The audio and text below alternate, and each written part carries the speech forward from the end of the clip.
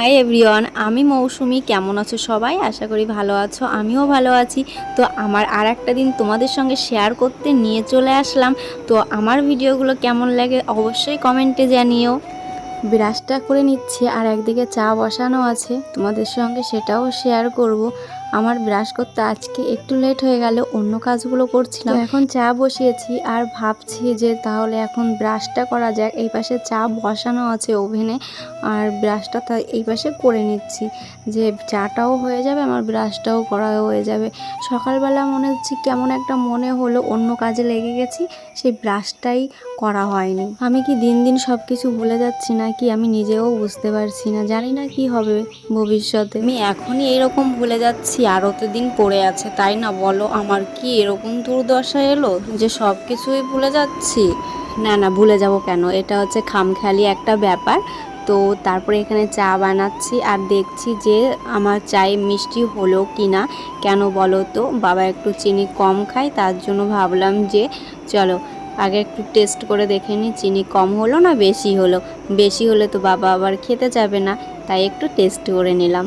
শ্বশুরবাড়িতে সবার মন রক্ষা করতে হয়, শ্বশুর শাশুড়ি স্বামী সন্তান সবার মন রক্ষা করতে হয়, কিন্তু বাড়ির বউদের মনটা কে রক্ষা করে বলো তো?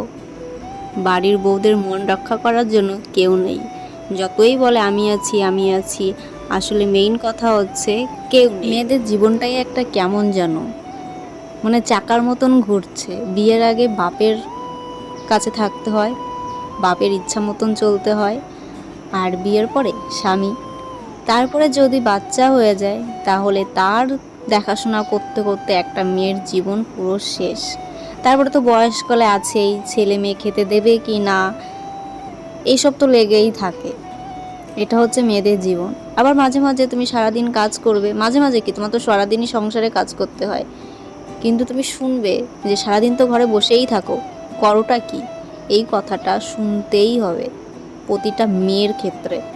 এই যে সারাদিন কাজ করছি, কাদের জন্য করছি, কিসের জন্য করছি? এই সংসারের জন্যই তো করছি। যখন আমার বিয়ে হয় তখন আমি খুবই ছোট, ভীষণ অল্প বয়স আমার।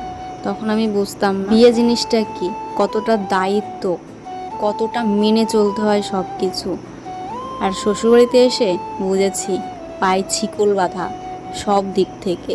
বাপের বাড়িতে যতটা না স্বাধীনতা পেয়েছি, শ্বশুরবাড়ি থেকে তার দ্বিগুণ মনে হচ্ছে শিকলে পা বেঁধে গেছে।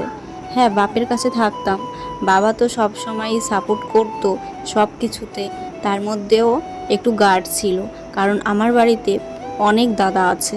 সে দাদাদের সামনে থেকে কোথাও যেতে পারতাম না, যদি সঙ্গে নিয়ে যেত তাহলেই যেতে পারতাম। আর শ্বশুরবাড়ি থেকে এক পা বেরোতে গেলেও বলে বেরোতে হয় যে কোথায় যাচ্ছি। এটা প্রতিটা মেয়ের ক্ষেত্রে, যে মেয়েই বলুক না কেন যে শ্বশুরবাড়ি আমার অনেক স্বাধীনতা, মানতেই পারবো না যে তার স্বাধীনতা আছে। হ্যাঁ, সেটা হতে পারে লাখে একটা, কোটিতে একটা। এরকম শ্বশুরবাড়ি ভাগ্য করে পেতে হয় যার সব দিক দিয়ে স্বাধীনতা আছে। আমার কিন্তু স্বাধীনতা আছে, কিন্তু বাবা একটু কড়া শাসন করে। তবে এই শাসনটা থাকাও উচিত আমার ক্ষেত্রে, কারণ প্রতিটা বাড়ির বউকে দেখছি তো, আর নিজের মনকে বুঝ দিই যে না, এই শাসনটা অন্তত আমার বাড়িতে থাকুক, আমার ছেলে আমার স্বামী এর ক্ষেত্রে তো থাকুক। কারণ দেখো, আমার ছেলে যদি ছোটোবেলা থেকে এই শাসনে বড় হয় তাহলে ও নিজেও বুঝবে যে না, আমার এটা করা উচিত না, আমার ওটা করা উচিত না। এটা যদি আমি করি তাহলে আমার ফ্যামিলি থেকে প্রবলেম আসতে পারে, সেই ভয়টা অন্তত আমার ছেলের মধ্যে থাকবে আর আমাদের ক্ষেত্রেও থাকবে। তার জন্য এই শাসনটা অন্তত থাকা উচিত প্রতিটা বাড়িতে। তবে অন্য বাড়ি নিয়ে আমি কোনো মাথা ঘামাতে চাই না, যার বাড়ি যেটা হোক হয়ে যাক, আমার দেখার দরকার নেই। আমার ফ্যামিলি আগে, আমার ফ্যামিলি আগে, সব কিছুতে যেটাই হোক না কেন আমার ফ্যামিলি আগে থাকবে, তারপরে অন্য কিছু। তবে অনেক কথা বলে ফেললাম, আর এইখানে আমি ফুল তুলে নিচ্ছি। আর ফুল তোলার সময় ভাবলাম চলো তোমাদের সঙ্গে ফুল তোলাটাও একটু শেয়ার করি। আমার তো ফুল তোলাই হয়, দিদিমা জানো তো যেহেতু অসুস্থ হয়ে রয়েছে, দিদিমাই তো ফুলটা তুলতো। এখন দিদিমাকে মিস করি, যে দিদিমা যদি সুস্থ থাকতো তাহলে হয়তো ফুলটা আমার তোলা লাগতো না। তবে মাঝে মাঝে আমি একটু বকা দিতাম, যখন কাদা বৃষ্টির সময় নেমে যেত ফুল তুলতে, তখন আমি বকা দিতাম যে তুমি কাদা বৃষ্টির সময় মধ্যে নেমেছো কেন, আমি কি আছি না নেই? তো দিদিমা একটু রাগ হতো, দিদিমাকে বকতাম বলে। তা আমি বলতাম যে তোমার জন্য তো আমি ভালোই করছি, যে তুমি যদি এই বয়সে পড়ে যাও আছাড় পাছাড় খাও তাহলে তো তোমারই কষ্ট হবে, আর সব থেকে বেশি তো কষ্ট আমাদেরই হবে, তাই না? তার জন্য একটা বকা দিতাম, তারপরে নিজেই বুঝে শান্ত হয়ে যেত। তারপরে এই যে দোকানে বসে আছি, মা গেছে দিদিমাকে একটু খাওয়াতে, আর বাবা গেছে একটু ওই পাশে সাইকেল আনতে, তাই আমাকে বলল তুমি একটু দোকানে বসো, আমি ওই পাশের কাজগুলো করে আসি। তাই আমার সকালবেলা আবার একটু খিদেও পেয়েছিল ভীষণ, তাই ভাবলাম যে চা তো খাই না, সকালবেলা কি খাবো, তাই একটু চানাচুর মুড়ি দিয়ে চা দিয়ে খাচ্ছি ভিজিয়ে ভিজিয়ে, যেটা আমি খেয়ে থাকি। যদি চা খাই তাহলে ওই চানাচুর মুড়ি দিয়ে ভিজিয়ে ভিজিয়ে খাই। তারপরে চলে এসেছি এইখানে ঘরের ঝুলগুলো ঝাড়তে। অনেক দিন আমি ঘরের ঝুল ঝাড়ি না, বিশ্বাস করো, অনেক দিন হয়ে গেছে, মানে মাস দেড়েক হয়ে গেছে আমি ঘরের ঝুল ঝাড়ি না। এখন দেখি ঘরের অবস্থাটা খারাপ হয়ে গেছে উপরের দিকে। তারপরে ভাবলাম ঝটপট করে আজকে তো রবিবার আছে, তাহলে আমি আজকে ঝুলটা ঝেড়ে নিই, তাই চলে এসেছি ঝুলটা ঝাড়তে। আর এই যে দিদিমার ঘর, এই ঘরে দিদিমা থাকতো, দিদিমাকে তো সরিয়ে দিয়েছি এইখান থেকে, দিদিমাকে স্নান করাতে নিয়ে গেছে মা বাথরুমে। আর এই পাশ দিয়ে আমি ঘরের ঝুলগুলো ঝেড়ে পরিষ্কার করে ঝাড়টা দিয়ে মুছে টুছে রেখে দেবো, তারপরে দিদিমাকে আবার এই ঘরে শুইয়ে দেবে। আর আমার পুচকুমার কাণ্ড দেখো, ওর মামা ওকে নিয়ে এসেছে, এখন ও বাড়ি যাওয়ার জন্য চেতেছে। মানে আমার ছেলে গেছে চুল কাটতে, আর ওর মামা ঘুমিয়ে পড়েছে, ও এখন একা একা বোর ফিল হচ্ছে, এখন বলছে আমি বাড়ি যাব, আমি মার কাছে যাব, আমি বাড়ি যাব। এখন এই যে সেজে গুজে তার জন্য আবার বেরোচ্ছে, মামা এখন রেখে আসবে। তোমাদের দাদাভাইকে ডাকলাম যে পুচকুমা কান্না করছে, ওকে বাড়িতে দিয়ে আসো, তার জন্য তোমাদের দাদাভাই আবার উঠে ওকে আবার বাড়িতে দিয়ে আসবে। আবার খাবার চয়েস করছে, বলছে এটা না ওটা, মানে ও ফুটি খাবে না, ও লিচি খাবে, তাই ওইখান থেকে মা আবার বার করে দিচ্ছে। এই রকম কিন্তু পুচকুমা কোনো দিন করে না, এই যেই ফার্স্ট টাইম ও সকালে নিয়ে আসে ওকে, আর রাত্রিবেলা নিয়ে যায় মানে সন্ধ্যার সময়। কিন্তু আজকে যে কি হলো, ও থাকতেই চাচ্ছে না, তাই তোমাদের দাদাভাই দিয়ে এসেছে।